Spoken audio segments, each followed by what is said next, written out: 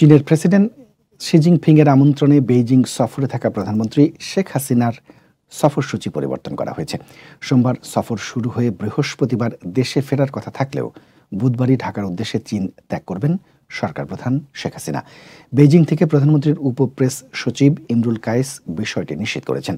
সফরসূচি অনুযায়ী বৃহস্পতিবার ঢাকার উদ্দেশ্যে রওনা হওয়ার কথা ছিল প্রধানমন্ত্রী ও তার সফরসঙ্গীদের, কিন্তু ঠিক কী কারণে সফরসূচিতে এমন পরিবর্তন হলো তা স্পষ্ট করেননি প্রধানমন্ত্রীর কার্যালয় কিংবা পররাষ্ট্র মন্ত্রণালয়ের সংশ্লিষ্ট কর্মকর্তারা।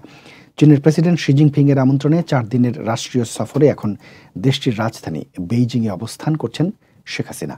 মঙ্গলবার ব্যবসায়ী নেতাদের সঙ্গে বাণিজ্য সম্প্রসারণের বৈঠক ছাড়াও একগুচ্ছ রাষ্ট্রীয় কর্মসূচি শেষ করেছেন প্রধানমন্ত্রী।